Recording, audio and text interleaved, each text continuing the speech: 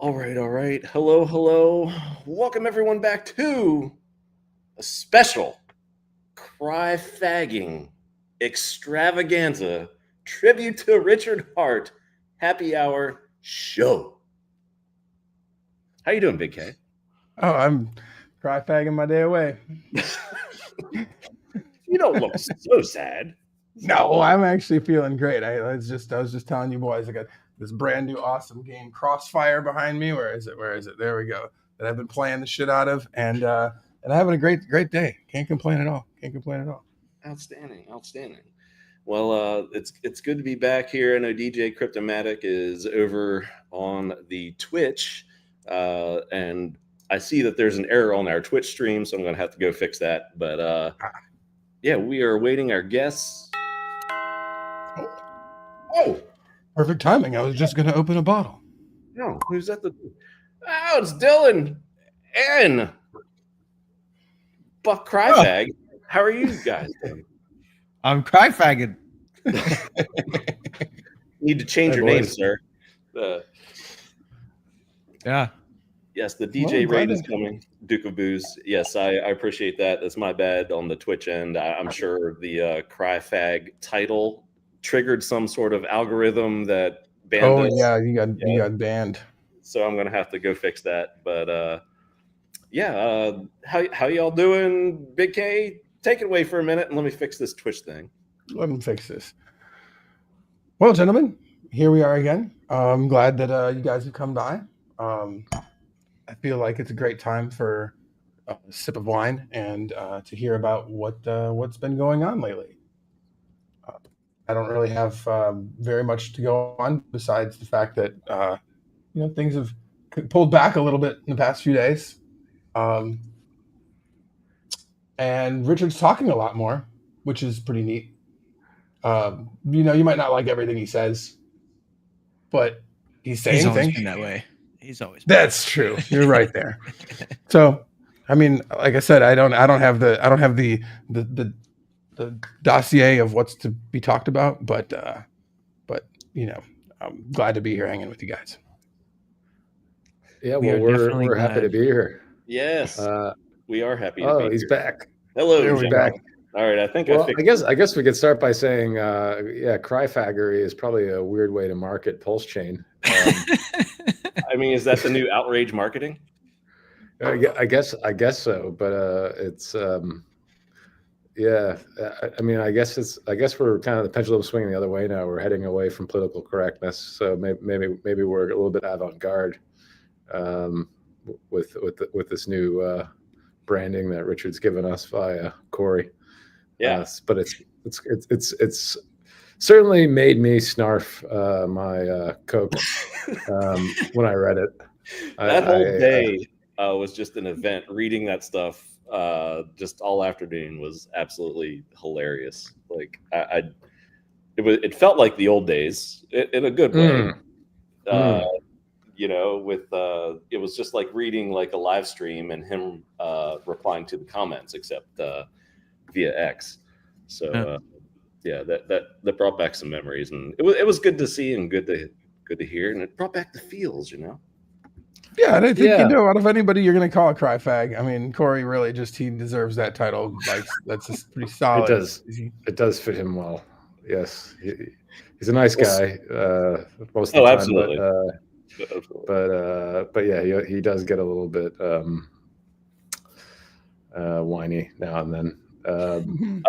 I think his latest, or it's been a while, but his favorite catchphrase, I guess, for PulseChain was "poo poo PulseChain." He would just, somebody would add him in chat, he'd say "poo poo PulseChain," and then he'd type whatever he wanted to say, and it's like, okay, Corey. That's great marketing.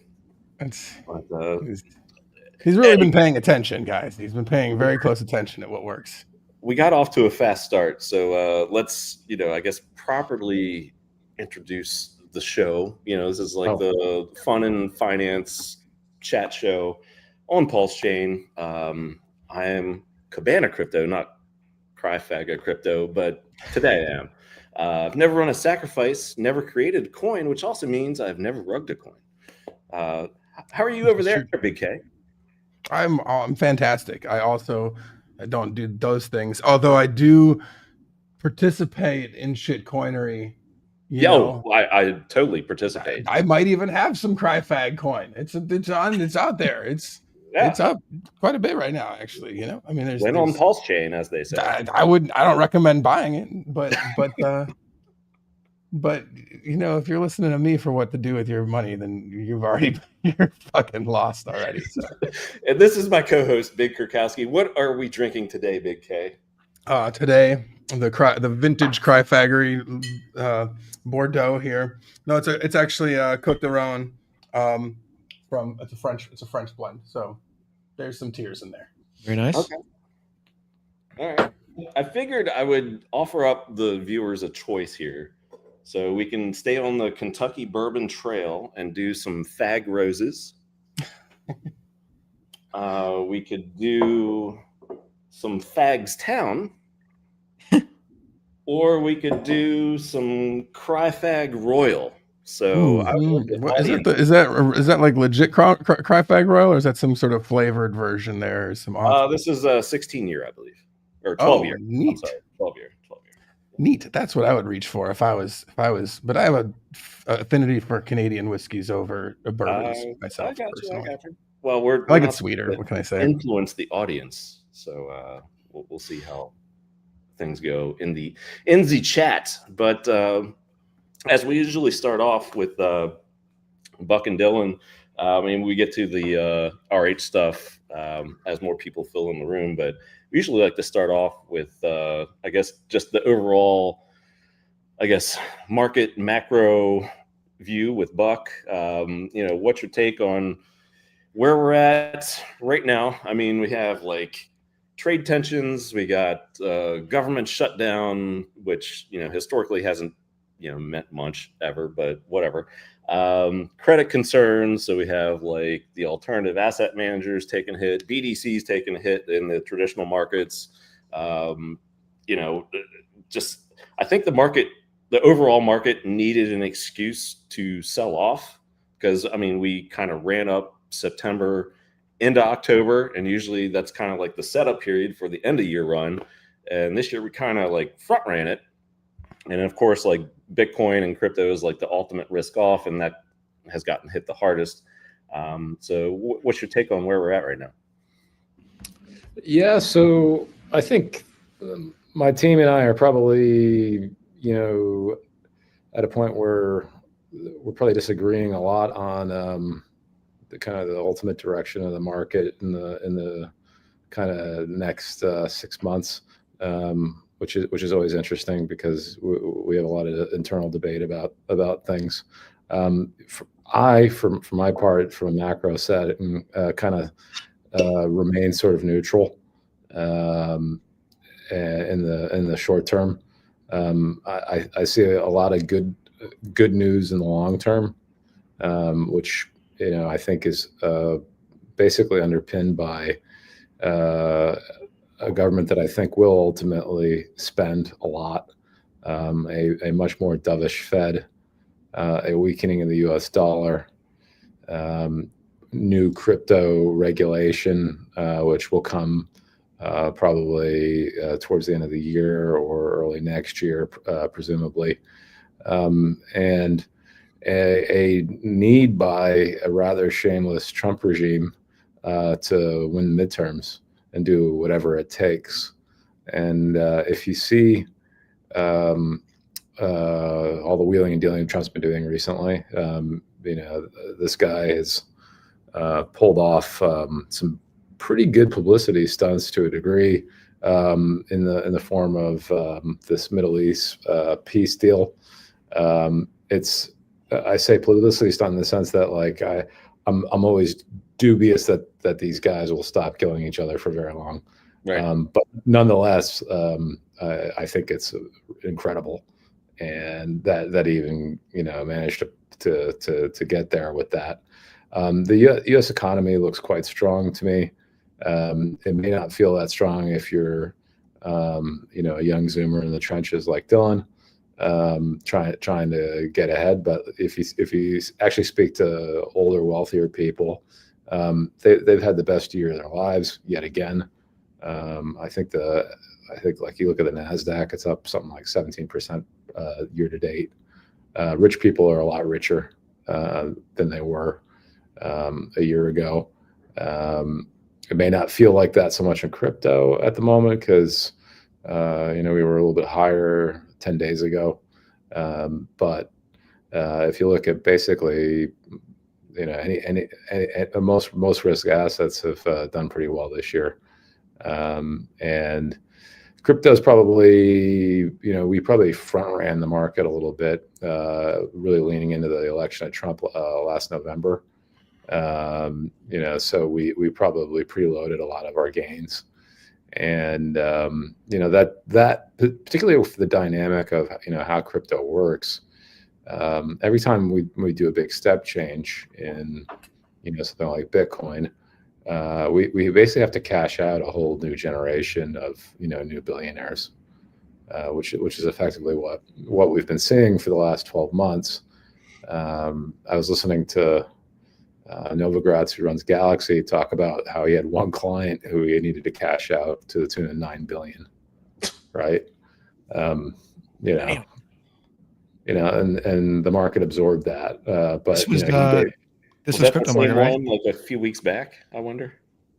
Yeah, you probably saw it. Everybody was like, "Holy shit!" Someone just sent $9 billion worth of Bitcoin to Galaxy, and he said that it was literally one client. So I was like, okay, so like that's a substantial amount of money, right? Even for Bitcoin, right? And that wallet was like back from the beginning, wasn't it? I think so. I don't know, but it was old and I think connected. Yeah, don't worry. The guy's name I think is probably Richard. So whatever. Early mining. Yeah, that'd be sweet. That'd be awesome. But in any case, so every time Bitcoin goes up, like you gotta weed these guys out basically, and that goes for Solana, that goes for Ethereum, that goes for everything, and basically the DATs have just been eating up all these whales. I think a lot of the DATs are also basically these whales figuring out how to get out as well. Wouldn't surprise me. So yeah, I see pretty good tailwinds from all those things. Then on the negative side, I'm a little bit more concerned, just that we do see some weakness with employment. We do see this issue with regional banks, people being concerned about that. I ultimately think all that kind of stuff actually points to much higher. The thing is, we might have to have our little panic moment first.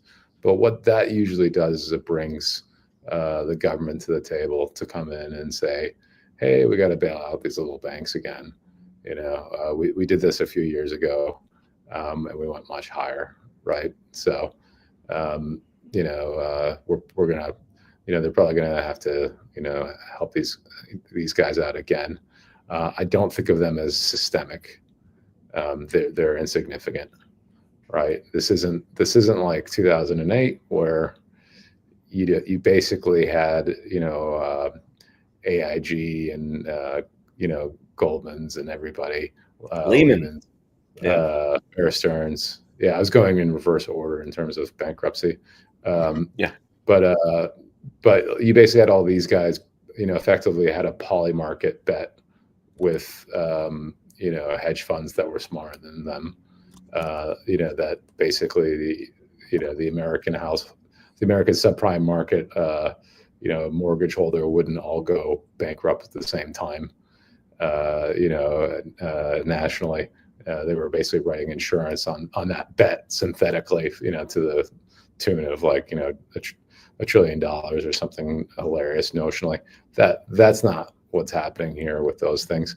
Everybody's been very conservative with that sort of thing ever since then. So I don't really see too much to worry about with that. I think the AI thing continues to impress me.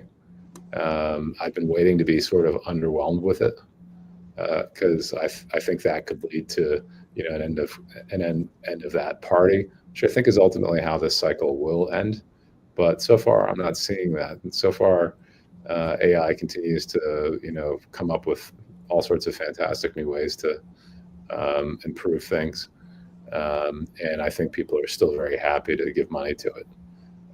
So I think that party, which I think is like 70% of CapEx spending right now, is still going. So I think the music is still playing really well. Are people are going into gold. Okay, that's fine. That happens. We've seen that before. I think that can persist. Oil is still dropping in price. I look at that as a pretty decent sign that we're not getting to the part of the cycle where things are getting expensive for the consumer to actually do things. If you guys remember Lehman, that was the summer where gasoline went through the roof.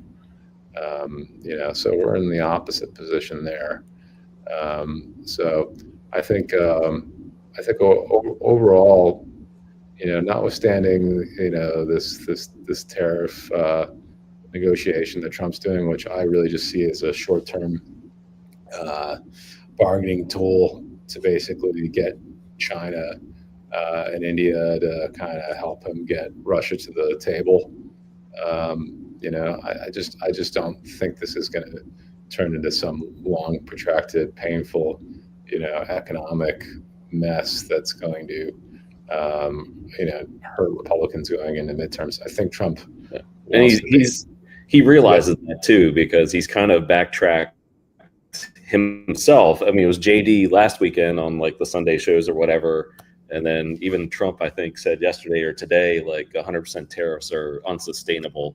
So he's kind of landing the plane before he meets with Chairman Xi, I guess, at the end of the month, and hopefully, lessening tensions, because after the Chinese, like, it was kind of like out of left field, the rare earth thing, to where they were like, we're just unleashing this, on the rest of the world. These are our rare earths, and it goes into everything, like military, auto, and that hit Trump out of nowhere, and he didn't like that, of course, because that upstaged his peace agreement, and then he kind of went off and then backtracked it.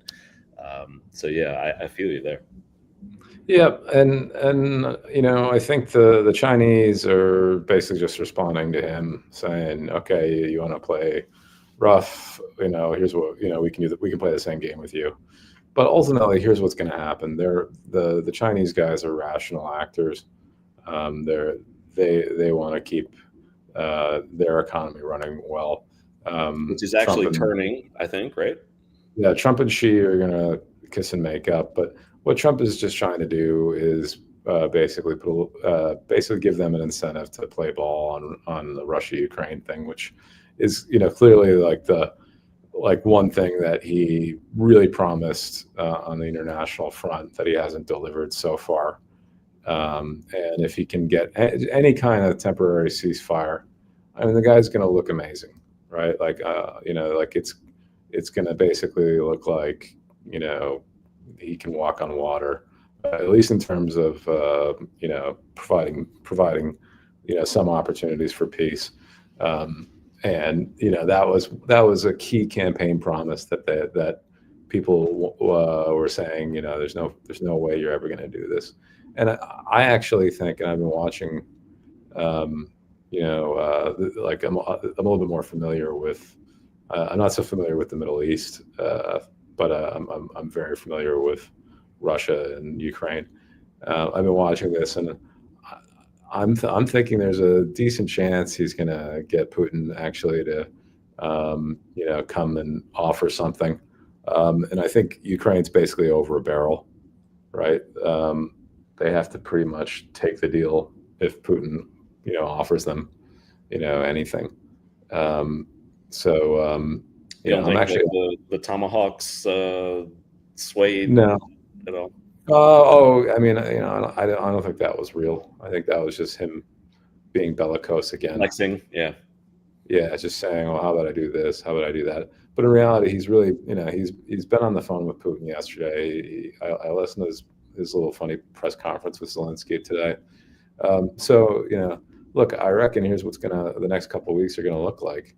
It's gonna be like, oh look, China and India aren't gonna be buying Russia's oil until, we get to a deal. I'm meeting Putin in Budapest in the end of the month. Oh look, like we've come up with a framework. It's going to look a lot like North Korea, South Korea. They're gonna have a basically some sort of border similar to what they have over in the Koreas. It's going to basically put the 4 oblasts in Russia's control, and there's going to be Ukraine's not going to be part of NATO, but we're gonna have some sort of peace force there to guarantee peace. And Russia, he's basically going there now with all of the Middle East behind him, who are the kind of key oil producers, and he'll probably also go there with China saying, hey, it's time to wrap this up already, because we'd all like to get back to the party. And he's going to solve that, I think, before Christmas, and then it's going to be full steam ahead with losing your audio a little bit, man. Oh, sorry. Yep. Then it's going to be full steam ahead for getting into midterms. We're gonna have a new Jay Powell next year. It doesn't really matter who it is, like May-ish, right? I think. Yeah, and it's I just see probably good things ahead. Anyway, sorry that was a bit long-winded, but it's a bit nuanced. No, much I'm appreciated. buying this dip basically. Are you talking crypto or overall market dip? I'm buying everything. I'm buying everything, but I'd be pretty happy buying good crypto here. I've been doing some keyword good. Yep. So you're not gonna pick up any Cryfag coin, right? That's we're gonna. No, I don't own any Cryfag coin disclosure. Yet. Yeah. Not yet. Yet. Did that already exist? Please tell me like that was made immediately after. It was made immediately on. Okay. I was yeah. And I jokingly said like who's gonna make it, and of course, they were commenting on my Twitter feed like immediately. So the utility of that is it's funded by the tiers of Hex haters, eventually. Right? Okay. So and you can they'll never have a. You can use it as tips on Corey Costa's Crypto Coins channel. There's like an infinite supply of Hex haters. I was gonna say it's like some infinite energy shit. That's gonna inflate a lot. We had, since we're, still talking, non-crypto stuff a little bit, I just wanted to get your take on gold too, because I had some comments in the chat and it's like, oh my gosh, gold to the moon, whatever. And like, we're seeing like these lines in like Asia to buy gold. And I'm just like, this feels like at least temporary toppy to me. What's your take on gold? Yeah, I don't buy that, the US dollar is about to die or anything like that. And I think, these things behave a lot like Bitcoin in the sense that like there's some very big holders that are very slow to move. And, eventually you're going to just see like, somebody start unloading. You also see the miners start to pick up production, because basically they can find gold in a lot of places. It's just normally not economic to do it. But when you have these big moves, and their kind of key cost is energy, right? So if you have low energy and a high gold price, they'll come in. So it's not an investment that I like so much long term normally. And you can see that like it hasn't really gone anywhere over the last 15 years, right? We had Yeah, we had a Besides big recently. gold.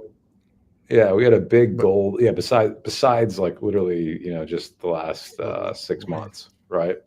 Yeah, if you Like, go back far enough, you could. Yeah, It's and we had been a it we had, doubled in a year and a half. So right. But if you go back far enough and you yeah. just left your money there, But then go look at the last gold bubble. What was that? yeah, and from 2012. 2000 to '08, but or yeah, from '04 to '08, Oh, that's sorry, still 2008. Oh, God, it's really bad memories. But yeah, it went up a whole bunch then, yeah. and everybody was saying gold's going to 5,000, and Up to it 3. went up, and then it just fucking crashed. Yeah. And Yep. didn't go anywhere for 15 years or something like that, right? Which is one of the reasons why guys like Peter Schiff looked like an idiot for the longest time. So yeah, I think if you gold's keep just saying catching it, up. it's like the Rubinis of the world that used to be. It's just like you keep saying like the market's going to crash or gold's going to just go parabolic. Eventually, you'll be right, but it's like, what's the opportunity cost? You'll keep losing for Yeah, you were wrong for so long and kept Yeah. so many people out of it. It's like the CNBC Fast Money Bros, like the what's his name, Dan Nathan. He basically said has been bearish the entire run up since 2023.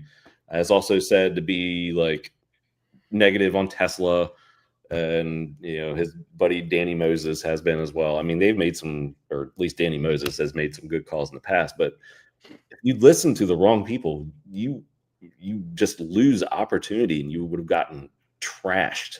Like, well, think about this, Dan. If you looked at Tesla and then you said, okay, well, in 2024 to from 2023 to 2024, and you said, hey, I think this stock is overvalued, and then I think their sales are going to drop by 60% in a year, you would short that, right? knowing that, sure, Because that's what happened, but the right. price didn't go down. So it's like, Yeah. But I was reasonably, buying at that time because I can see past. yeah, I know, but reasonably, you'd be like, okay, yeah, well, Oh maybe I yeah, should yeah. short that, but It then, is funny to like, look back on. it's a fucking cult. So Yeah. Yeah, if you go to goldprice.org, shout out to you know who you are, at goldprice.org. Right. You can see basically in 2012, it had this massive run up. That basically saw it run from $800 in 2005, 2006, and yeah, it was basically touching 2000. And then it basically went horizontally, or then it crashed back down to 1,000, and then went basically horizontally for the last 10, 15 years.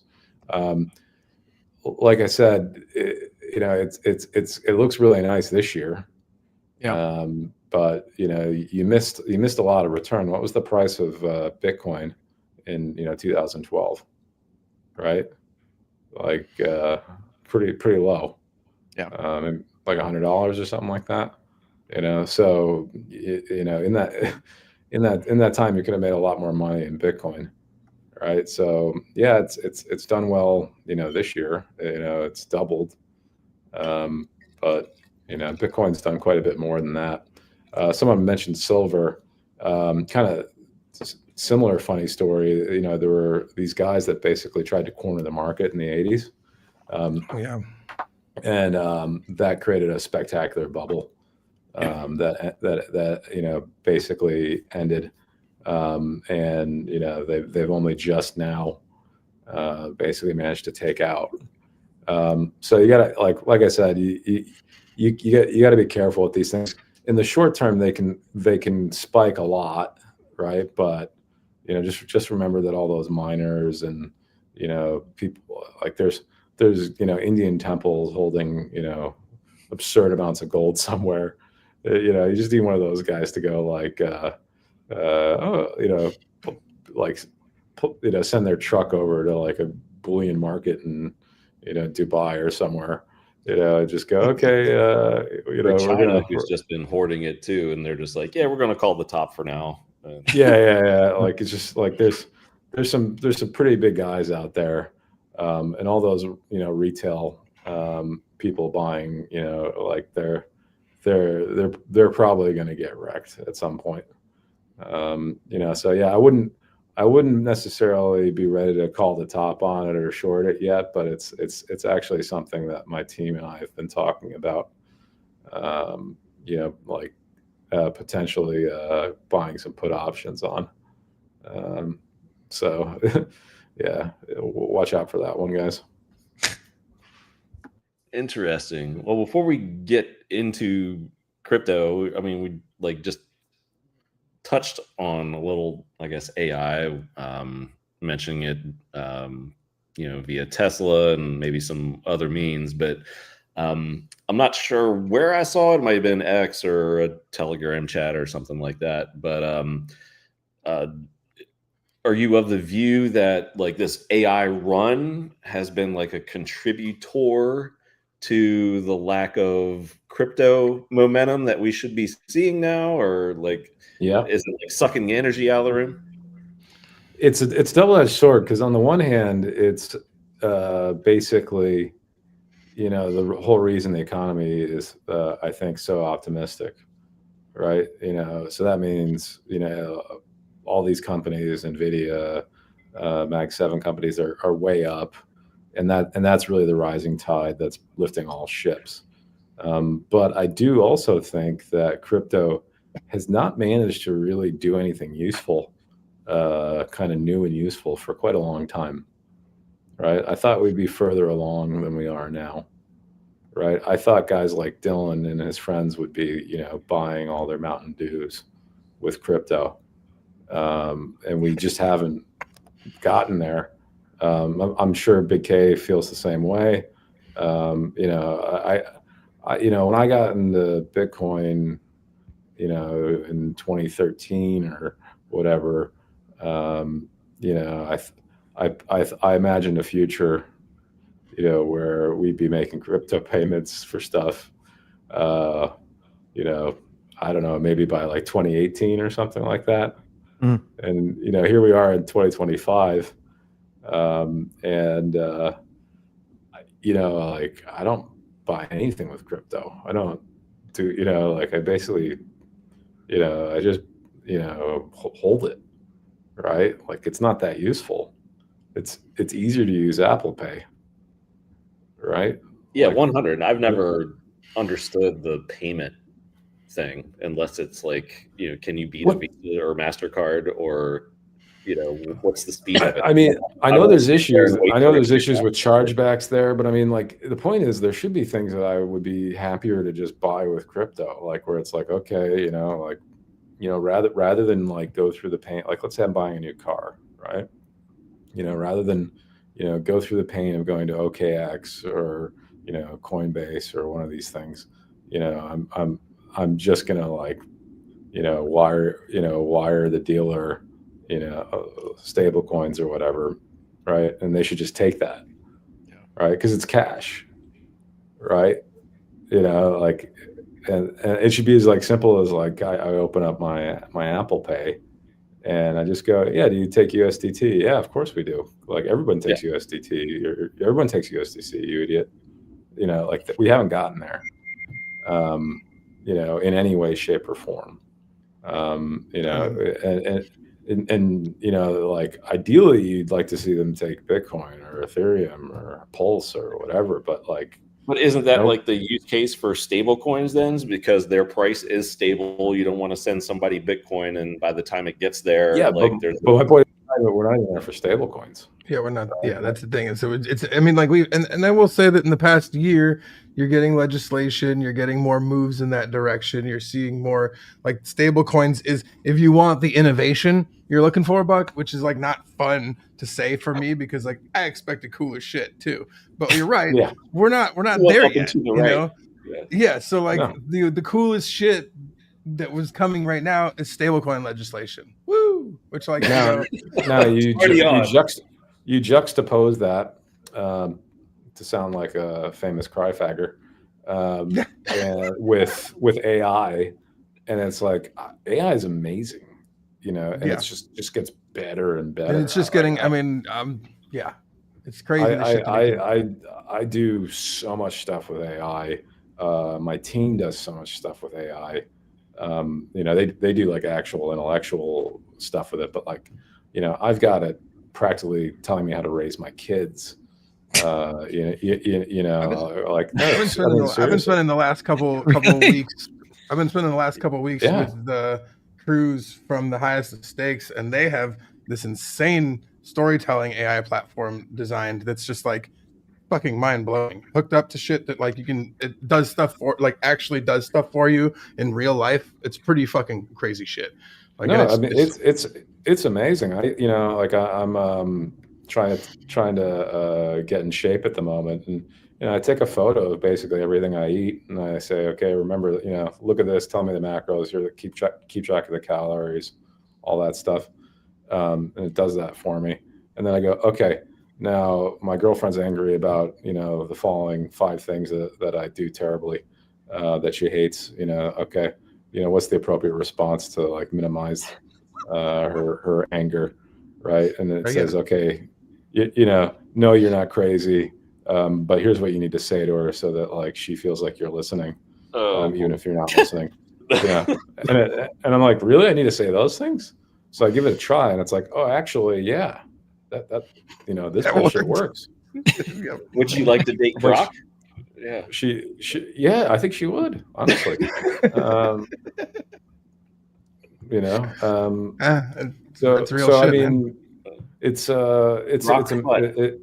absolutely amazing. And then I'll ask it to like, you know, do something completely, you know, unrelated, like you know, something technical, like I'll say, you know, can you like do like a multiple regression analysis for, you know, the following 2 you know, variables on, you know, these stocks and things like that. It goes, yep. And it's like, okay, you know, now I'm going to send you a selfie of my abs, you know, estimate my body fat. It's like, it's just amazing. AI is phenomenal.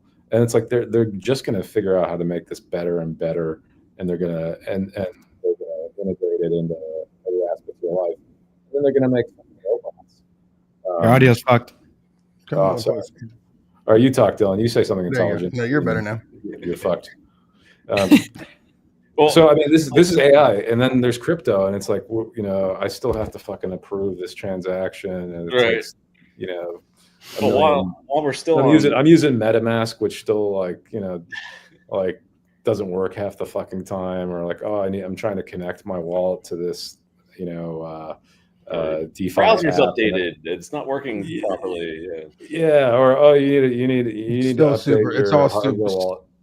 It's all still super clunky at the base rate of it. Even a Coinbase experience is still, for the general fucking Apple Pay user, still super clunky. And like, you know, if you want my like cause I don't know if it gets any better, because it's like it's the same situation with like credit cards where like nobody knows how that shit works. It just fucking works for them, and they swipe and they go. No, they're not supposed to know.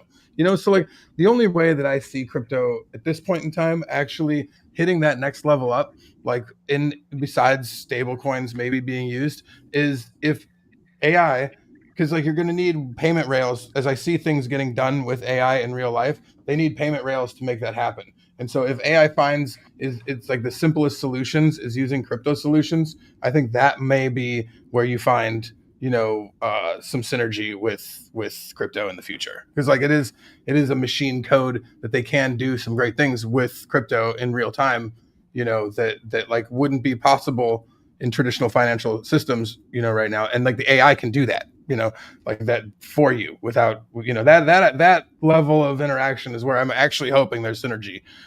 Most of it at the moment that I see is fucking scammy as shit and not actually doing what they say it's going to do, you know? So how about like, since, you know, we're getting in the crypto part of the conversation, but since we're on this, what's your take on, especially since you are actually actively using it, Buck, you know, within, you know, your work environment, you know, are you on the doomsday team of AI is going to take over everybody's job and we're going to have to do UBI in like 10, 15 years? Or will it lead to a productivity boom where everybody has like their own agent AI and that's just the new workforce, to where everybody's just so more productive because their work is enhanced by AI. That, that's where the thing goes, and that expands GDP, and it's just nothing but good. Where do you come in on that? Yeah, so it's those two things, but in reverse. So it's going to be productivity boom for everybody until basically they figure this out in a way We're all where useless. we're all, and we pretty much already are. Like I don't go see doctors anymore because I don't need to. Right? I can literally just get the diagnostic tests run, and and I feed the results in there, and it's like, okay, now it tells me everything I need to know about my blood panel, right? And I can and like it's an expert in every medical field all at once, right? I don't need to go like to see a GP and then get a referral to a specialist who can talk to me about my cholesterol, and then go talk to somebody that can talk to me about my I don't know, my bone density. It's like it does it all, right? It's better than most doctors you'll meet, right? Like and if you're a little bit intelligent, you can basically just work your way through whatever your problem is, right? Now if you're a retard, then you probably don't know how to ask the right questions yet, but it's going to get better at asking you prompt questions it properly. Yeah, exactly. But like it's going to get better at solving these things, and and asking you the right questions, so you don't even have to really prompt it. So where do I think this is all going? What I think is, it's like, yeah, we're all going to obviously use these tools, and everybody already is, to do your day-to-day job, but it's going to ultimately erode most white-collar jobs pretty quickly, because you're not going to need to get tax advice or like lawyering or a whole bunch of consulting, management consultants, all these things, like like that sort of thing is over.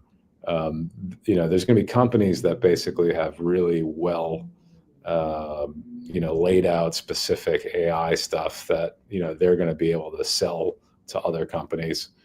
So like that might be the hey, we're going to provide the AI that does drone bombing stuff, targeting, and so like there'll be specific type of people building specific tools and things like that, but you or I aren't going to make any money off of that, as workers, right? That's going to be somebody at Palantir, that's going to be Palantir shareholders who get that benefit. The big question is, how is the big tech we can own the stocks that yeah, you can own the stocks. So yeah, so where does it go? So it's like, well, over time, this is massive, and it's basically a huge productivity boost. But what it's going to lead to is a whole bunch of people saying, "Oh, fuck it, I'm not going to work anymore. I'm just gonna play video games and smoke pot and jerk off," right? And you're going to have wealthy countries basically say, yeah, we want like some sort of universal basic income, and they're going to embrace socialism, right? And and then you're going to have wealthy people basically move to tax havens or different enclaves to basically try to escape that, right? Yeah. And I think that's how the world, and basically we're going to stop being economically mobile. So basically my mantra is you need to make as much money as you can over the next 10 years. I think that's about how long you have. So you're of the it's going to be a good philosophy. It's going to be a good 10 years. I think he's too optimistic, but about timing. Yeah. But yeah, I think, but I do think there's a solid 10 years here where, we're going to just keep, making big, steps forwards, like robotics and all this stuff, full autonomous vehicles. All of this stuff is so good for productivity and for, moving the needle on the economy. And in like the short run until we're rendered useless. Well, yeah, but we're still gonna want to, rich people are still gonna want to go places and do things and have experiences and like there's still gonna be an economy. There's still gonna be wealthy people, but what you got to watch out for though is on the flip side of this is you're gonna have the Mandamis of the world basically come in and basically say hey, we need to get our fair share too. And so it looks like a much better world in the sense that like you're gonna have a lot more free stuff and services, and you're probably not gonna have to work 5 days a week in a job you hate anymore, because they don't need you to do that, right? But the problem is they're gonna ultimately have to start taxing rich people a lot, or basically taxing anybody who's doing kind of okay, and I think that's a big problem. The question, other than the euphoric argument of AI is going to change the world and it's so great and this and that, is how the fuck are they going to monetize this in a sustainable way to justify the hundreds of billions of dollars that they're spending to prop this industry up in the first place? Like the chicken's got to come home to roost. I mean, when you're talking about from a corporate standpoint, when you're talking about like fucking 85% efficiency gains, I mean, like they're fucking the proof's in the pudding. They're going to save a fuck ton of money. So I mean, just like, they're going to monetize it by firing the shit tons of fucking people. Bye bye, lots of money saved. Let's break that down, BK. A lot of it is all. Let's break that down because I want to take the devil's advocate here, right? So I think AI is great. I use it all the time. All right. But you're seeing in workplaces where corporations are forcing upon employees to use AI in their daily workflow, and it's causing massive double work, or you have lazy people totally using AI to do work slop, and then other people have to do double work. And then, you have these things. Okay. So let's say that you have this productivity gain in some of these companies. How do you monetize that as the provider of the AI agent without squandering the actual gain that you make from firing all these employees and justifying the hundreds of billions of dollars that you're using to prop this industry up right now? You know what I mean? Like, where is the monetization that's going to justify the spending that you're doing on AI right now and propping this whole industry up? That's my question. Because like, okay, you fire a bunch of people at the port and you have these automated fucking port things, right? Okay, well, you just saved a shitload of money. You didn't necessarily make this sustainable revenue model on this AI thing that you built, right? That you push a couple of updates to. Like, you understand what I'm saying? Like how does it continue going forward? Correct. Basically, once you make those efficiency gains, then you're saying, where does the continued revenue come in from? Precisely. Yes. So it comes from increased productivity. So when you have just like a infinite labor glitch and infinite increase in productivity, your labor force is now no longer what do you call AI slop, because the problem with AI slop is it's like there's a bunch of shitty humans using it, right? Wait till it like actually it's actually kind of wait till you can just cut out the middleman and you no longer have to suck human middleman dick, right? And you can just get rid of all those people, and now it's instant, and it looks at everything all at once, right? Everything your company's spending and investing money in, and all that stuff, and it's like, oh, actually, you're overpaying for like these widgets that you buy over in India. You can get the same widgets from I don't know, Sri Lanka, right? Like way cheaper. Oh, okay, you're fired, India. We're going to Sri Lanka. Just the whole thing can just happen so much faster, so much more smoothly. Yeah, I mean, it's remarkable. And then, you add robots to the mix here, right? Like, fuck me. Like, that's now we get fire every Jeet. All the Jeets get fired. Harvard Business Review, like, they posted an article in September where they say, quote, AI tools, while workers are largely following mandates to embrace the technology, few are seeing it create real value. Consider, for instance, that a number of companies with fully AI-led processes nearly doubled last year, while AI has likewise doubled at work since 2023. Yet a report from the MIT Media Lab found that 95% of these organizations see no measurable return on their investment in these technologies. Well, you know what? Like computers sucked for For a long time. I will say that, yes.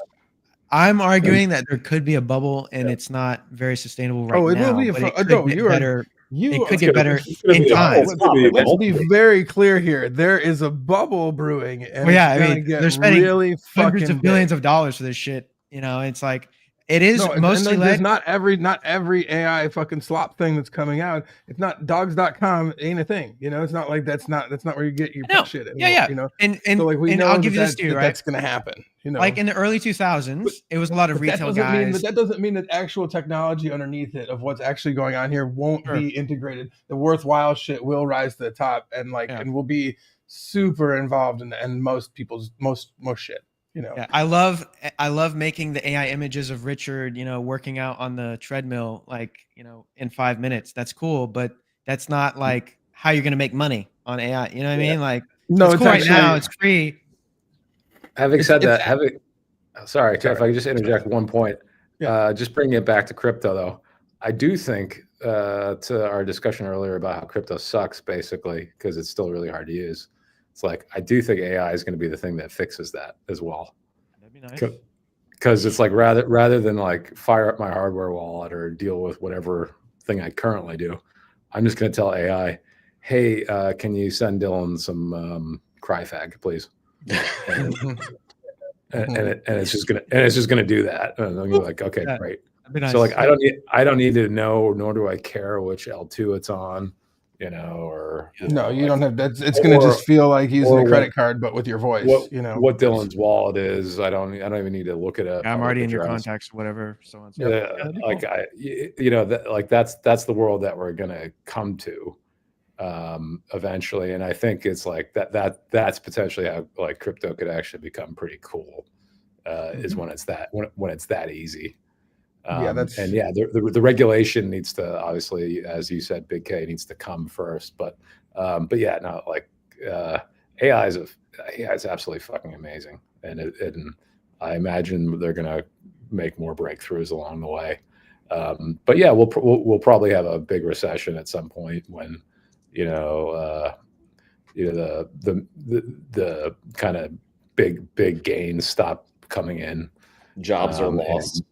And people, at the same, there's going to be a transitionary period for sure.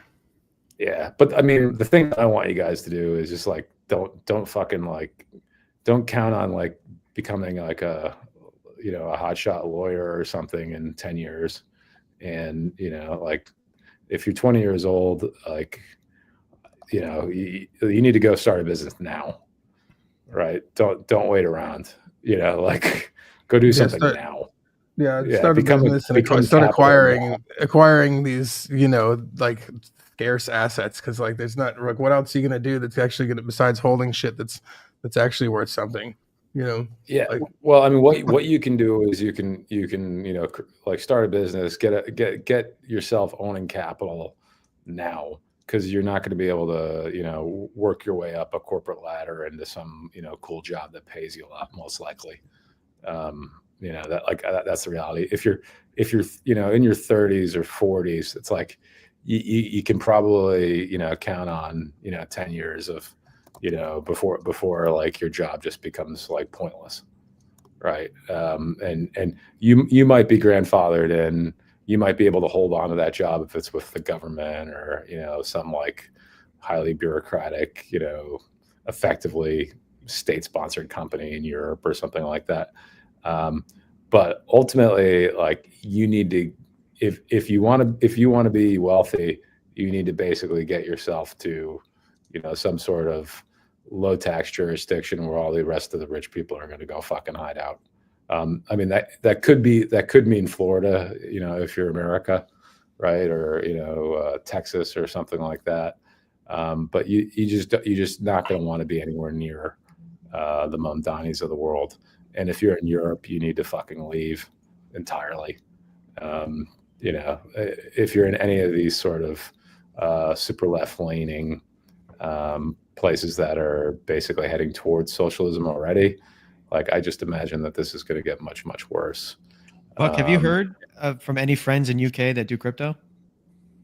Yeah, sure. Like, there's a couple of my buddies that have gotten their bank account shut down multiple times, and they have to keep like flip-flopping between banks in the UK because they just shut down their bank. They don't even know why. They just say, "Oh, Dog, they do that shit in Puerto Rico. Like they should do that shit in PR for me. First bank I went to, and didn't tell me why at all. And then like I talked to my tax accountant, and he's like, "Oh, you got a crypto wire transfer in there?" He's like, "That's dumb." And I was like, son of a bitch. And so like there's a simple explanation for that. Banks are worried about money laundering, and like anything that can be connected to fraud, terrorism, any of this stuff, and crypto just creates a risk to that. So they, generally speaking, pretty much everywhere you go in the world, like get spooked anytime you try to do that. Your experience in the US is actually kind of unique in a way where it's like you can pretty much use like Coinbase. Like I've literally never had a problem. This was no issues. 4 years ago when I moved here, but this is a little different landscape. Yeah, but still, I would just. I still just do stateside banks and move it over or whatever. Yeah, I was shocked at how easy it is now to like connect your Coinbase to your bank account, and like I literally just took a scan of my driver's license in the U.S. and I was like, oh, this is amazing. When you try to do this overseas, they ask for 1 million pieces of paperwork. And like all this stuff, like it used much to be way worse. It's definitely used to be. I mean, I had the first time I got a deposit from Coinbase, I had a call from Chase that like I was like talking to them for 20 minutes about my business and shit. Yeah, well, and so I think that's what's definitely going to change in the U.S. now. It's like, at least with the Trump administration, presuming that goes ahead with all their plans, it's like the banks are no longer going to feel like they're taking some colossal risk with the U.S. government if they onboard some crypto whale, who it's like the government's telling them that it's okay to do this now, right? So like the U.S. is actually, I think, one of the places that's probably, I think, safest for crypto people, at least for the time being. But I'm hoping that it gets mainstream enough in the next few years before the next Democrat regime gets in, that when they do, they don't go full Liz Warren on us. I think there's a reasonable chance that does happen, that the DNC doesn't decide to like declare war on us the way they did the last few years, because they realize now that we're a pretty powerful lobbying force, and they really got on the wrong side of us, in this last election cycle, and that was a really big own goal in a sense. Like there was no good reason for the Democrats to be anti-crypto, really, other than to just hate like white guys. Some esoteric, terrorism reason or money laundering reason that like you can't really put your fucking finger on any better than the dollar. When was the last time we had a fucking terrorist attack in the United States? It's fair enough. Like, I think of it. Yeah, it's like before Dylan was born. Like it's like honestly, it's like who gives? I was like 5 for 9/11. Okay. Who cares about Islamic terrorism in the United States? Like there's literally people dropping dead of fentanyl and all this shit. Like we have much bigger problems to worry about than maybe not international terrorism, but we have political terrorism that happened recently with Charlie Kirk. So yeah, that doesn't count as terrorism. That's all right. Well, that's just somebody, one of our own. Like I'm carving out the 9/11 style terrorism as a different kind of terrorism, because that's what they were going after. Okay. Right. Like they're. No, I agree. They were going after people funding. Mostly boot when I said it. That was their whole excuse for doing it, right? Yeah, it was a bad excuse. Yeah, it was a shitty excuse, and like the reality is, it's like they paid at the polls. Like that wasn't making anybody safer anyway. It was just making everybody's life more difficult when you open a fucking bank account, right? And the reality is, they just make Americans' lives difficult too, because like if you try to go open a bank account overseas as an American, like no one wants to bank you because if you're American, it's like, oh, there's a whole bunch of extra paperwork, right? So the terrorists don't have to fill out this fucking paperwork because they're not American, right? But I do, right? Because I'm American, and the bank is like, needs to make sure that they don't onboard the wrong American. Like it's such a nightmare. So that whole thing, I think probably lends itself to a world where crypto could ultimately reach its, I don't know, purpose and destiny. You know what I think actually made me really excited today? I saw Mr. Beast. You know who this guy is, Dylan. Opened up a bank, didn't he? He's doing some sort of crypto grift. He's opened up a bank. He's doing like a Robin Hood style bank or something like that with crypto. Oh, I didn't know it was a crypto bank. Wow. It's gonna have crypto stuff, and I'm thinking, it's like great. Like if enough of this goes on, like maybe eventually this will scare Google and Apple into supporting crypto. Yeah. You get what I mean? Like like if enough Zoomers start, sending magic internet money to each other via Mr. Beast Bank, they'll finally say, hey, we're kind of missing out on this. We might as well, implement it into our thing. But yeah, I think AI is ultimately the thing that maybe could make crypto actually work really well, because I'm not even smart enough to use all the different chains and all this shit, and I don't really want to know. Like I don't really care, how all this easier is better, especially for onboarding. Yeah, and if we want it to be done right, we shouldn't have to know. That's right. Yeah, just like we used to have to like type in IP addresses and IRC chat and go to FTP servers and things like that. It's like now we can stream high definition video live to each other, across the world. I'm on the other side of the planet from you guys right now, and no one has any idea how any of that happens. Well, Big K does, but like I don't. That's only because he's legacy, and like he had to know how it worked at some point when this stuff was manual. And I think that's where we'll get to. But I think the regulations got to come, and we got to let business catch up. So I'm giving that a couple of years. Right. So before we actually see a big step change in what crypto can actually do. But yeah, what was the last big step change, guys? Like for me, it was DeFi stuff. Yeah, Uniswap. That was it. Everything else besides fucking fixing double spend and Uniswap, basically, and smart contracts, everything else is just a fucking narrative, man. Well, how about this for a narrative? Because this kind of like segues in closer to the RH ecosystem, which we're going to get into, but we're talking kind of like use cases right now. BlackRock just reported their earnings, and of course, Larry Fink, who runs the show for them, insists that tokenization is coming for everything. So what does that look like? Is that the use case? Is that, based on Ethereum, which, they have bets on? Is that it? Is that where we're going? Could that be the next moment that it's just like, oh, well, we can just put this piece of real estate on the blockchain. We can put this stock onto a blockchain. And isn't that what the SEC's commission was trying to get to the bottom of? They had like some crypto commission that was like recommending to put all stocks and trading on chain, and they recommended Ethereum. So, that would be neat. It would be neat. The thing about it is, it's the same thing though as just like anything else. Is it like It's all Rube Goldberg. If real estate still works the way it does, where like Joe, that is the guy who authorizes this, has to fucking stamp something for it to be legit, then like all the blockchain shit behind it is mostly a fucking waste of time.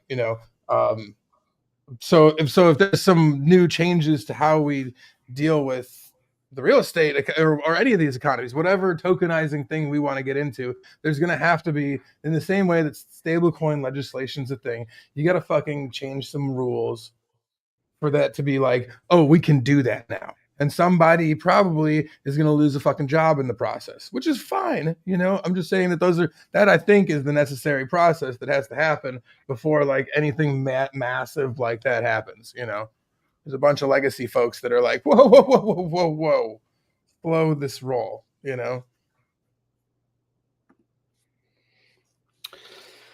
Well, now that we've talked all the markets and general cryptos and even the golds, let's get into what everybody is here for. So, Dylan, what do you think about the Richard Hart PulseChain Etcher sketches? Doodle pads. I mean, I say that half joking, but we can start there because we have plenty to get into. But we have not had you guys on since we jokingly refer them around here as the outrage marketing devices. But thoughts on that? What marketing is the best marketing? The founder has produced plenty of thoughts this week of, hey, this kind of marketing sucks. This marketing sucks. How about, as Dylan says, doodle pads? Green candles don't work as marketing. I will disagree, but I can share that reasoning later. Thoughts on marketing and devices and whatever you want to. So, I mean, my first reaction to seeing the doodle pads was I thought it was a joke. Like, I didn't think that it was real, so I was like, oh. And then I was like, oh, this is real. This is what we're doing? Oh, okay. I mean, I'm pretty sure Buck probably has one now that he has kids. I don't have one hanging on my fridge. I don't have one. I know there's a couple of guys that had one for their kids, I know somebody who has one. Did Big K win the fucking auction? No, I didn't win the auction. They sent my whole fucking neighborhood. Neighborhood. Okay, that's everybody in where I live got these. I've had to answer some questions, Right on, yeah. Oh, you got one too. Oh, yeah. Well, I know what that is. Yeah. Well, anyhow, I'm surprised they sent money to Dorado and not to where Dylan was. Hey, this is blue collar area, buddy. Okay. There's some lost in they definitely should have had some Spanish translation on it, by the way. Okay. Well, no, don't worry. They can take out their ChatGPT, take a picture of it, and it'll translate it. So, when they've had don't worry about it. That would translate English to Spanish instantly. Well, if they weren't going to use the Google Translate, then I don't think they're going to buy fucking PulseChain. So I think you're probably right there. True. That's true. People that don't speak English don't have any money, according to Richard. That's.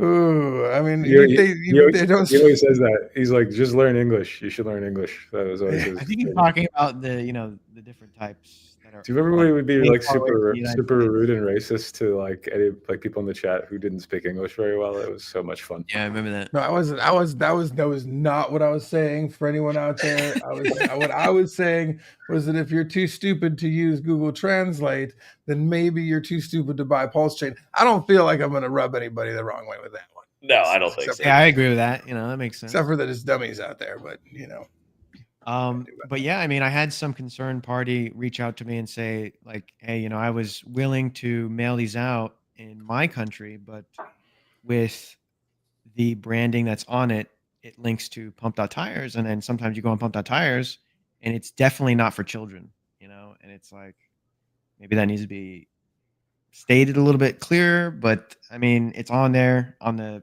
terms and agreements or whatever. What? You don't think Cryfag's a family friendly coin?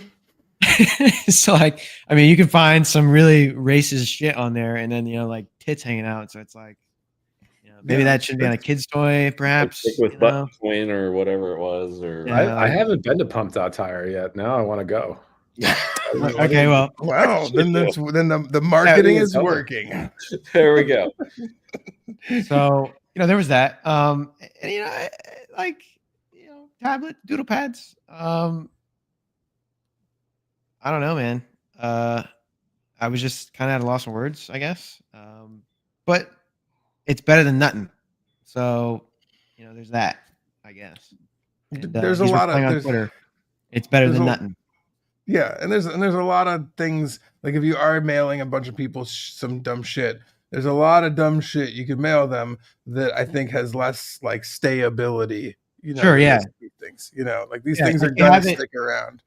Yeah, like you have it in your house for months. Like, all right, well, what the fuck is this shit? Let me look this up. Real quick, and it's like, okay, well, there's maybe a little bit higher shit or keychains or other dumb shit. Most other dumb shit you can think of probably won't stick around. So like for that element of it, I think it does like hit pretty hard as far as like, like I said, in my neighborhood, because it's been sent around to here, like my daughter came home from school and it's like, there's a kid in school that has it. There's teachers that fucking are using it in school. There's people with their hands on this shit. I like to hear this. I like that. So you're seeing firsthand, boots on the ground. Like there's people, like I said, my whole neighborhood in the neighborhood chats, like, what the fuck is this thing? And see that's pretty like uplifting. That's good news. It's because like I said, and people are using. My daughter laughed about it because she's like, oh yeah, we got those bitches at home, and like her friends, kids, teachers, people around there have had it. So like I said, and even in the rich dudes group that I'm in Dorado, they were in Dorado Beach. They got a bunch of them. And they're all somebody was like, oh, it's some bullshit. And there's like some other Hexagon that came in that's like, we're low key. We're not like, but like, we're like, he was like, hey, you might want to check this eBay listing. And the guy's like, oh shit, man. All right, I'll sell this bitch for lunch at least, So like, there's good fun banter going on between it all in the groups, and definitely awareness, so it's not for nothing. Good. This is going to crash the price of real estate in Dorado. we're witnessing this through the toxic lens of social media as well, like us here, in this chat, to where it's cool to hear, Big K just be like, I've seen this in the wild. That's refreshing, and people are using it, So that's the stuff we want to hear, more of. And just think, that's one story, one guy on this show, what's happening elsewhere. So, I'm just talking the lens of, Cryfaggery on X and Telegram and people who were just, mad, pump my bags, whatever. And, this is the stuff, I enjoy hearing, and I'm happy to hear it. Yeah, I'm excited about it too. Like I said, this is fun stuff for me because it's definitely, and there's all that like element of like, because I've had a few people that are like, I don't need to hear it. Like, so they were like, what is this shit? Because they know I'm in, like they know me pretty well, and they're like, what is this shit? And I'm like, first of all, I did not send that to you. So, like, that's the first thing. Why'd you send this to me? Did not send that to you. Don't blame me.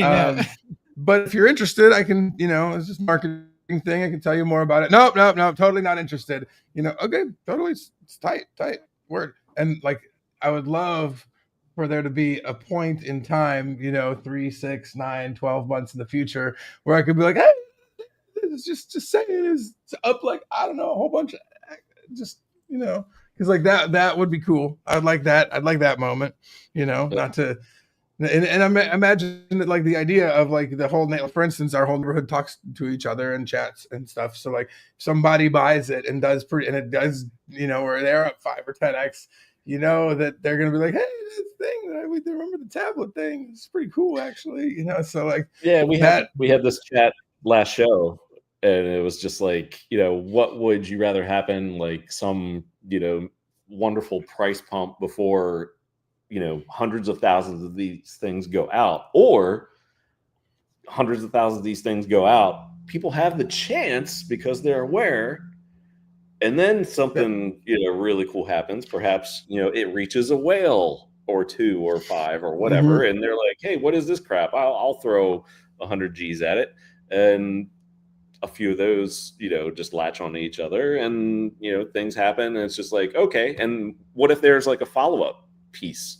And it's like, oh, hey, it's in our records that you got this 6 months ago.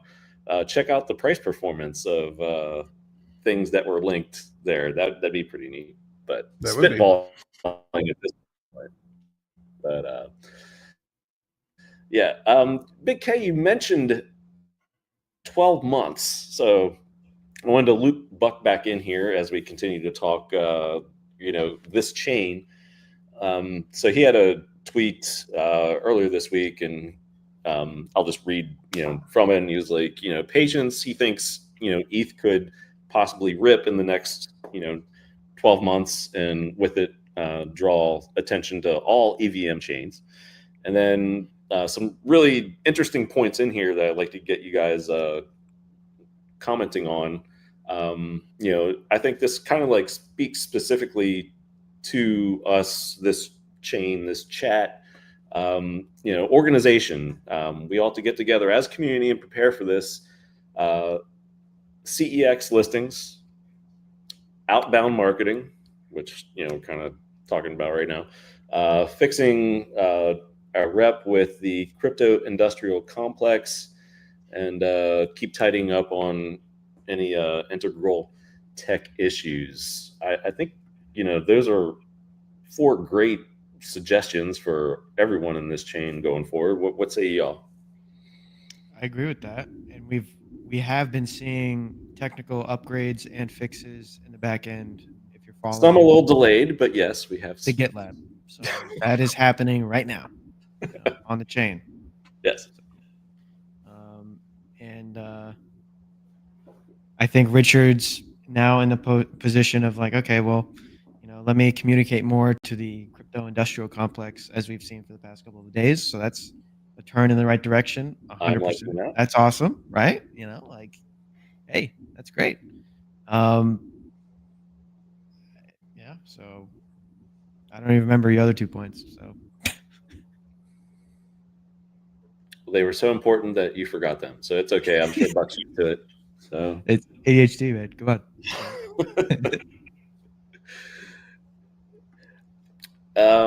What else was I going to say? So you brought up, kind of him, RH, being back in the public eye on the socials. I will say, like, publicly, posting. Is this like a notable?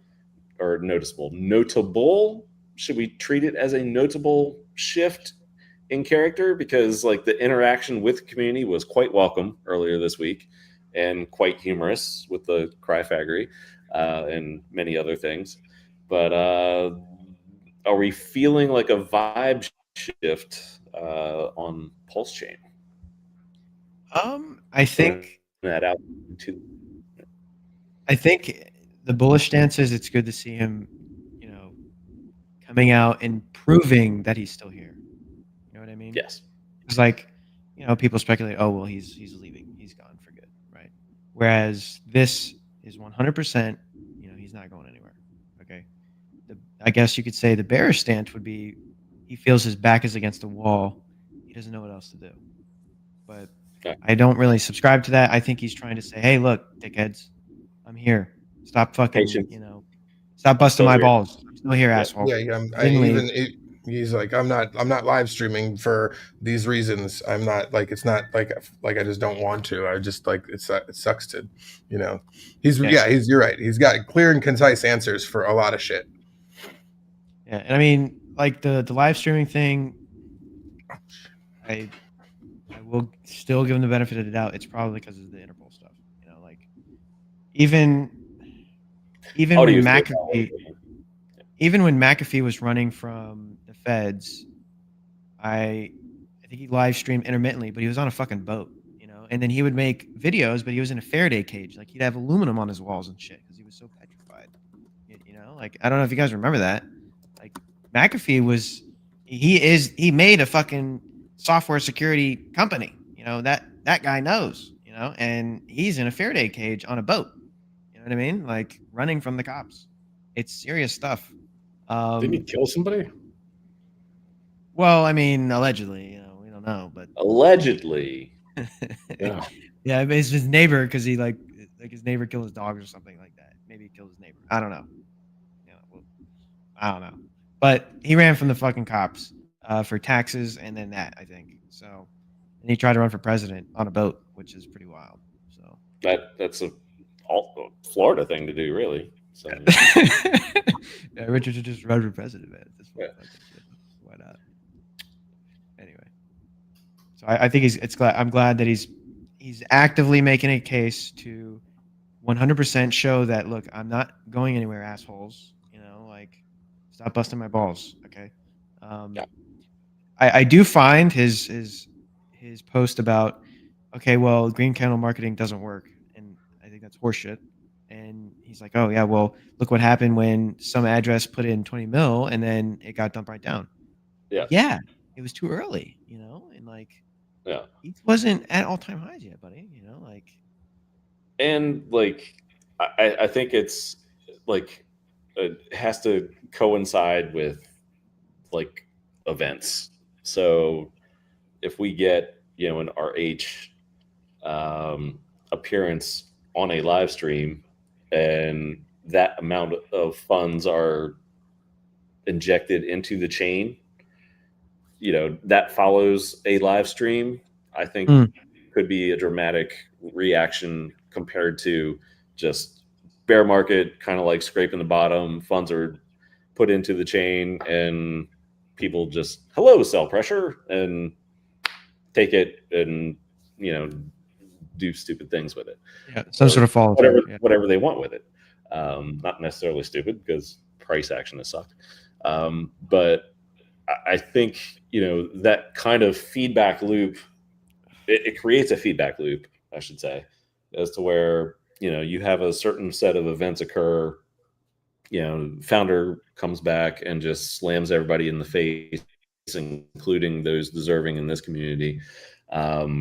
Funds are, perhaps injected because people feel inspired again. People stop selling because they feel inspired again. Community gets active again because the community's here. You can see it whenever there's a pump. I mean, people are waiting. They're checking the prices. You go on X, and if we have some sort of meaningful pump, if there's like a 50% or 2X pump, which is something for ants, LOL. But you get like a 50% or 2X pump, and you will see people come out of the woodwork from 3, 4, 5 years ago and appear. And they're happy, they're excited, they're wanting to engage. So it's just all those events happening again. People remember what it feels like. Big K and I were here, and we were all here, and so many people in this chat were here. Yeah, I mean, there's no reason, in my opinion, it can't happen again.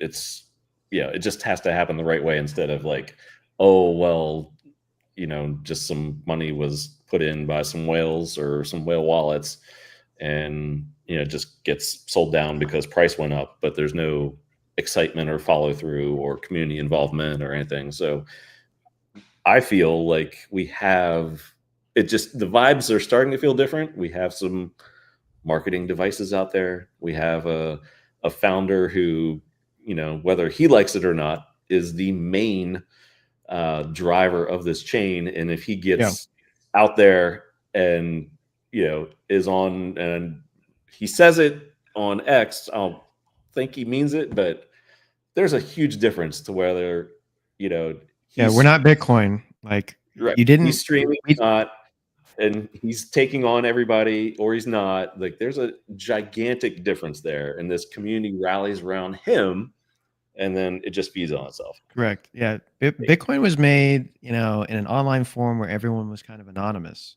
And it was like, hey, this is some cool thing, let's see what we can make this into.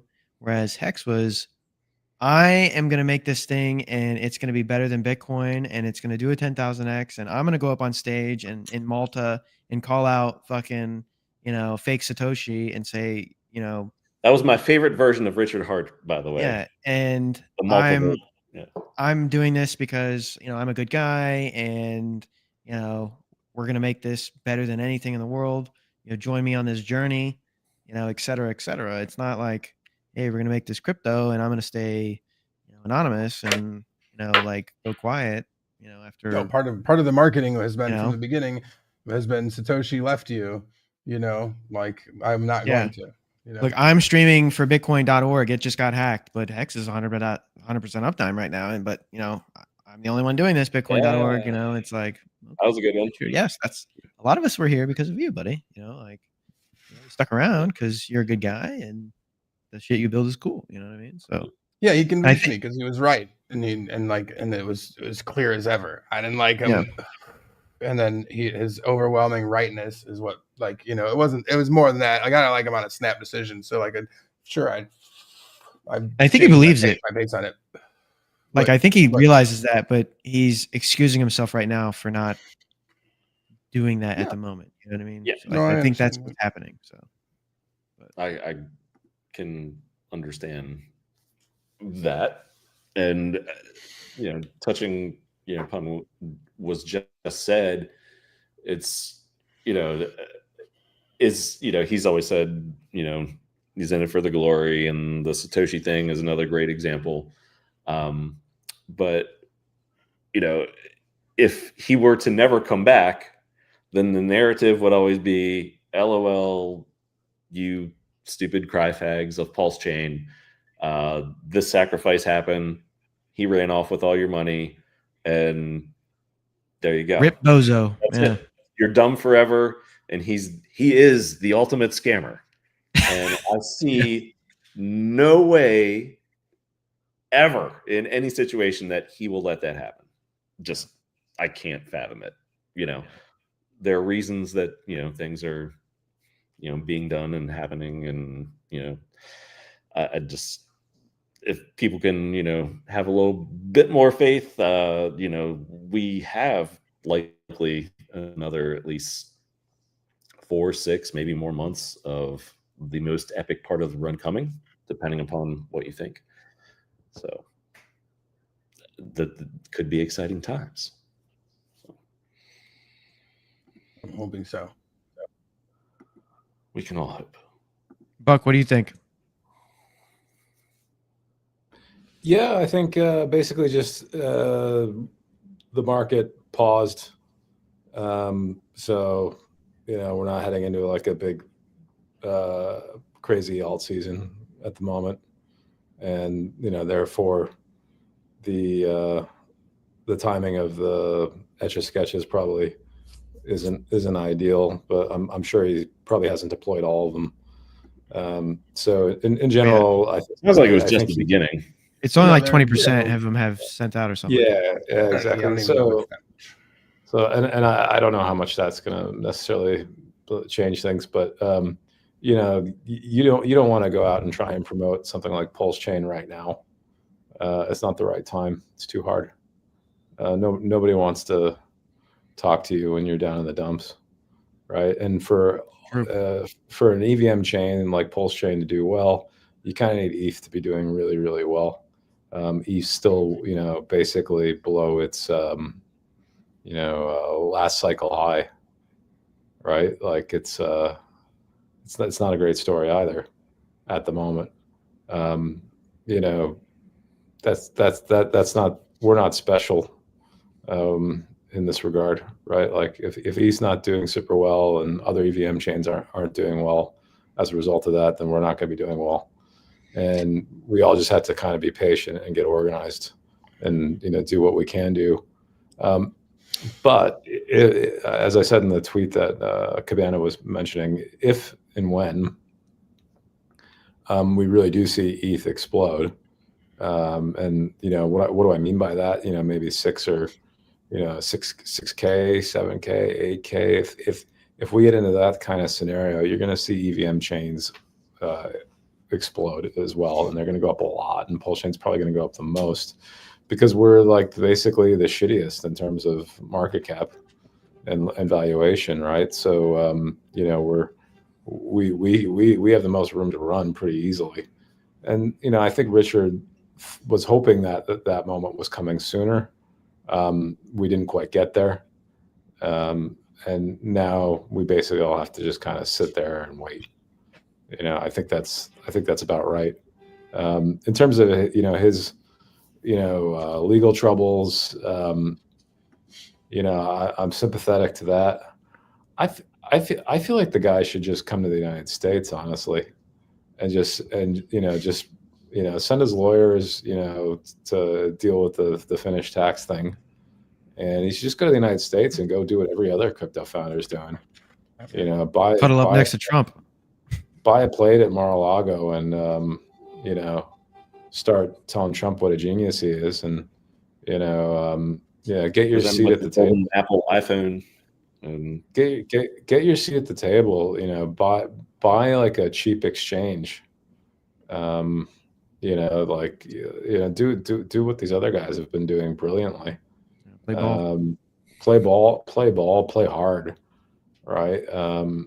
You know, maybe he's not quite, maybe he doesn't think he's rich enough to do it. I don't know. But you know, get organized, get a team of people behind you that are really smart. You know, probably not hexagons, but like, you know, actual really smart people.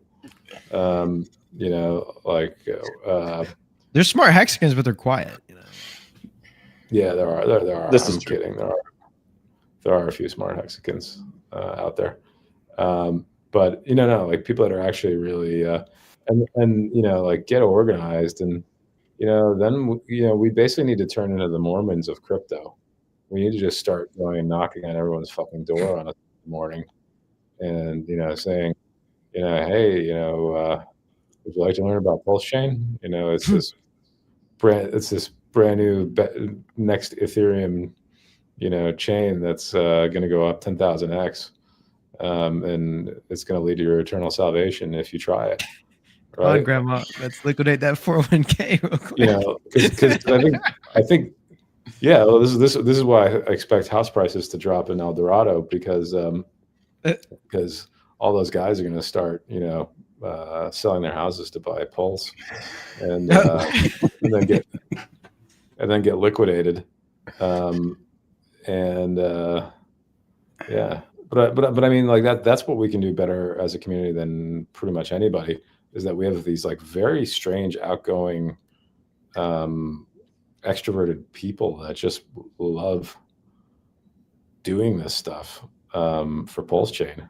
Like Richard, something about him has brought in all of these kind of people that just love this sort of weird, like shameless marketing. It's built quite a cult. Yeah. It's not just a cult. It's a cult of like weird, you know, multi-level salesman type people, right? Like, so we can. Well, and think of how much he even promoted that at the beginning too. Like every time somebody like Trayvon got on board, he was like, "Yes, more of these people." You know, he was like, "That's working as intended." That's right. And that's kind of like what I was saying earlier. It would only feed on itself if he were to come back, and then that energy feeds out into all those personalities and the YouTube streams. And you know, I remember the feeling, and you know, yeah, it was just an absolute blast to be a part of the live events and stuff like that. I was just feeling it again with DJ Cryptomatic, or what's right? Yeah. He's sitting there. He's got his little turntable with the hex and PulseChain symbols on. I was like, oh yeah, actually, this is how it used to feel. Yeah, and he was saying that in his chat. He's like, can you believe I've been doing this for 5 years? And I was just like, you know, I thought about it for a second. I was like, holy, what? Yeah, he's right. You know, he's done the Christmas special, I think, every year, which is absolutely hilarious. I think he took my Star Wars Christmas special comment the wrong way, where I said that was the most hideous thing ever produced. That was not you, Mr. DJ. That was the Star Wars Christmas special. Yeah. But, so we do have this weird talent as a community. Absolutely. That you know, I think we just need to get, you know, ourselves back into position where we can do that again. I do think part of that is like Richard does need to sort his shit out with Finland and Yes. and come back. And you know, my analysis of this is that like he probably is doing that. There's no reason we would know anything about it because it's a private matter. You And know, coincidentally, so that law firm happens to deal with stuff like that. Do they not? yeah, I'm sure they do. Yeah. But like I'm sure he's got a whole bunch of different people that are helping him with that. But the point is, it's like you know, I'm sure he's already working on that. And look, like, you know, how much of Ripple does Garlinghouse own? Like a gajillion dollars worth of it? Fuckloads. Like no, you know, like no one's ever made him like pay taxes on that. Like I you know, because I'm sure like he's got foundations and all these things. You know, like he doesn't own these things directly, all that stuff. I think that's probably the case here too. So like Finland can, you know, go fuck itself basically, right? Like it's very clearly not a, you know, like a situation where it's like, okay, you know, owe us, you know, 70% of the SAC amount because we have a, you know, 70% tax rate here. You know, like it's not that kind of transaction, Finland. Like you're way out of your element. You know, and so yeah, I think, you know, he'll get that sorted out. And then yeah, we're just really waiting for ETH to like, you know, have its moment. You know, the risk in my mind for PulseChain really is, you know, besides Richard's legal issue, the risk really is just that like ETH never finds its groove again. Right? That's really the risk because we are in ETH L2. So in a scenario where ETH doesn't do well, then, you know, like we're gonna have to. It's not necessarily the end of us, but like it's not good, right? You know, like we'd have to like go launch on like, you know, an L2 or an L1 of another chain that beats ETH. You know, like so let's say it's Solana or Sui or something like that. You know, like that would be our creative response to that, I guess, right? But we need ETH to be basically much higher than it is now, you know, to really get all those you know, juices flowing for EVM chains. Like, what's AVAX doing? Like, how's AVAX price? Is it amazing? Is that the old shitter? I haven't looked. You know, I mean, the exception to this is maybe BNB. You know, but that's a little different. You know, like, you know, CZ and pals have you know, their ways, right? But yeah, most EVM chains aren't really doing much these days either. It's a tough old world out there. It's down 50% from December of 24. So yeah, there you go. So it's like, you know, this is an alt season, not on Ethereum at least, or at least it wasn't. Do you think? And I may have asked you this a couple months ago, but do you think that with all the memes that and the dilution, that alt season will look nowhere what it used to look like? Just because there's so much money and so many coins scattered about across so many chains. I think there's a lack of novelty for one. You know, like all this stuff was kind of new and everyone was discovering it.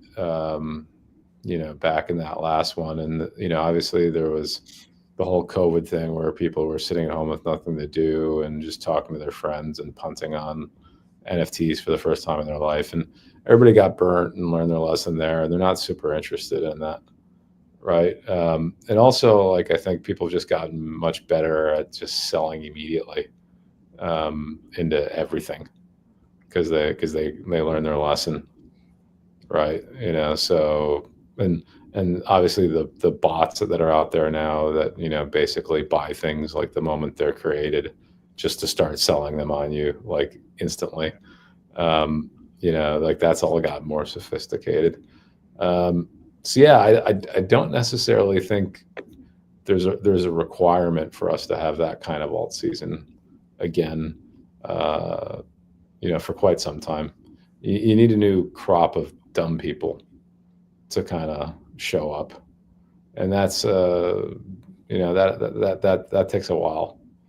right? We gotta let the next generation, is it Gen Alpha? Like you got to wait for those people to show up at the party, and it'll probably look different. It'll probably be somewhere else. So yeah, I don't necessarily expect there to be that kind of alt season, but what I could see is like a period where things like Uni token do incredibly well. All these sort of like really big DeFi protocols and kind of Athena, all that stuff, Pendle, right? These guys that are actually doing serious stuff. That's more of the alt season that I'm kind of talking about. I think that could happen pretty easily in the next 6 to 12 months. And then when people make a ton of money suddenly, then you start to get the kind of degen style alt season stuff happening, and that's really just a symptom of success. It's not actually the thing that's causing the success, but it's like when Solana price went up a ton, from like $9 or something like that, and suddenly everybody was 10x richer, right? Like that sucked in a whole bunch of degen stuff. Yeah. That everybody attributes to like, oh, this is why Solana is successful. It's like, no, this thing 10x'd. So suddenly there was just a whole bunch of fucking money there. Hot money into this thing. Hot money. Yeah. So I think a lot of that's kind of scam coin, meme coin stuff is really actually just a symptom of that kind of success. So yeah, I don't know if Ethereum is going to get there for sure. I'd like to think it's got a chance at it. But like we got rejected pretty hard. I don't know, 5 or 6 times now, right? 9 if you include the last cycle in this sort of upper 4,000 range. That makes you think, like, if we've tested it that much, if it's to break out, like it could be explosive. Could be. That's the good part. Could be. Yeah. Or it could just mean we're not getting there. A giant fake out. Yeah. Yeah, and that's like fail or something.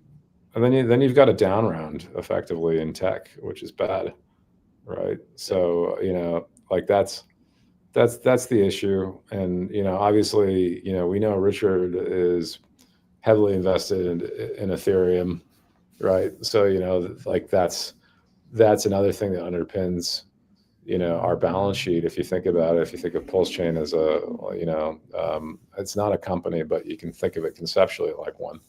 Like our balance sheet is Ethereum basically, and probably some Bitcoin. Even if the ETH don't move, like what would it be? How cool would it be to just have billions in ETH? It doesn't have to move, right? It can just stay there, right? Exactly. Like these DATs do, right? And it can just be a closed-end vehicle that doesn't really move very much, and it can grow. But like in a world where Ethereum does kind of fulfill this promise, which I didn't really respond to your question, where like they tokenize everything, and Wall Street's doing all sorts of stuff on Ethereum. In that world, I gotta go, gentlemen. All right, I gotta go. We're wrapping up, but you guys finish up. No, I gotta go. All right. I'll talk to y'all soon. All right. Sorry, go ahead. On the ETH. Yeah, so in that kind of world, we're gonna look pretty smart. Like it doesn't even matter, like if we do too much, like technologically speaking, with PulseChain. Like we just need ETH to do really, really well. Like that's like 90% of the game for us. Like if you really think about it. Yeah. Like ETH success will be compounded on our chain as well as these other EVMs, right? But we're feeling the opposite right now. So what you're feeling right now is basically the opposite of Ethereum's, or sorry, a derivative, like a leverage of Ethereum's woes. That feeling that you guys have right now, hex down minus 14% a day, that kind of stuff, like that. It's like, yeah, you're basically just feeling a levered ETH bet right now, which means it can go the other way. But like we need ETH to really smoke things. You asked me about the tokenization stuff. I feel like the BlackRock of the world are going to create their own chains, basically. In general, to do a lot of this institutional stuff. So they're going to use blockchain technology, blah de da, but like they're going to do it in a way where it's a walled garden with KYCs and all that stuff, because that's the way TradFi wants to do things. So they're going to have that for them, so all their buddies. That's really about disintermediating a lot of middlemen. That's like basically they're going to be in a war, and everybody else is going to try and do this too, because what they're going to be trying to do is they're going to be trying to disintermediate the kind of traditional banks or the investment banks. Larry Fink versus Jamie Dimon. Yeah, you can it's not really that, but you can think of it simplistic. You can think of it simplistically like that, right? It's just like, they're going to try to. There's a whole bunch of people that get paid a whole bunch of money in the financial world for basically helping facilitate institutions buying and selling stocks and bonds and all this shit. Blockchain can potentially mean you don't have to pay, nearly as much for all that. So they're going to have their little system. Then the on-chain real-world asset thing, I don't know how big that's actually going to be. It's going to take some time. It's going to take some time. You look at it currently, like there's not really much there. Like the biggest thing is Paxos Gold. Yeah. Right. And then there's like nothing. Yeah. Right? I mean, isn't like Robinhood trying to touch on it a little bit, like skate on the outskirts with like their prediction stuff? And could that be like the first foray into that? Because it's like, oh, well, we don't really have the asset here, but here's something that represents it. Well, here's how I think it could be useful.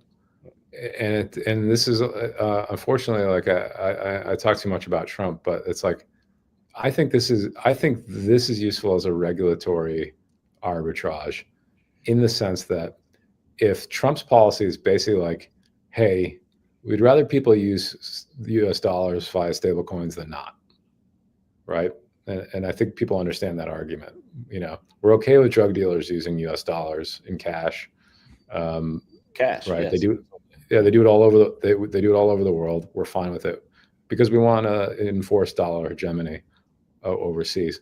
Now, what if our policy is also like, and you know what? Like we want all these rich third world dictators buying US stocks and other securities instead of like, I don't know, buying mansions in places like Dubai or the Cayman Islands or whatever. Like we'd actually prefer these guys to just go on chain and buy NASDAQ, right? Like rather than I don't know, parking their money in like some like yacht or something like that. It would actually be better for America, right? If that's the case.